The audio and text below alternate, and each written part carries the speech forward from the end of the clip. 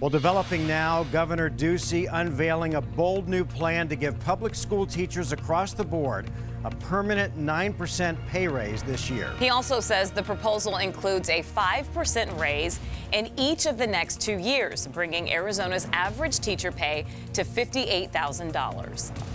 Combined with what we did last year and with our commitment over the next 2 years, this will result in a net pay increase of 20% by the beginning of school year 2020. Red for Ed announced a long-term walkout earlier this week. Should they go through with that? This is in the governor and the legislature's hands. If they can deliver on their promises, then that's a game changer for working together. So I would defer that question right back to Governor Ducey.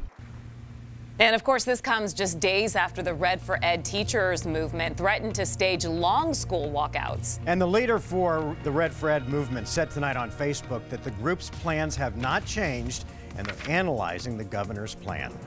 Well, there are certainly a lot of questions about where this money is going to come from. And remember, Arizona lawmakers still have to approve it.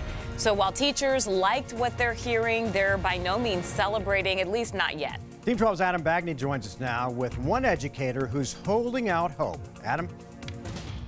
Yeah, guys, this teacher aligns with many across the state. He said the governor's plan is a step in the right direction, but he hesitates to go further because so many questions remain.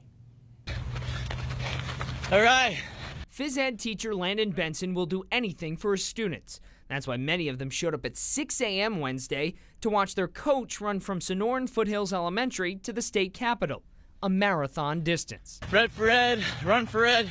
Benson raising awareness as part of the Red for Ed movement. So what does he think of the governor's announcement? Cautiously optimistic, I think, is a good way to put it. Benson and his colleagues seem encouraged by Governor Ducey's plan to raise teacher salaries. But he also wonders why the governor failed to mention support staff, critical to school success. It was teachers, teachers, teachers. He didn't say anything about counselors, psychologists, paraprofessionals. The governor has repeatedly referred to the statewide protests as political theater, though now he's taking a different tone. I have been paying attention to what's going on out across the state, and like I said, I've been listening and I've been impressed. And that, too, is raising some red flags.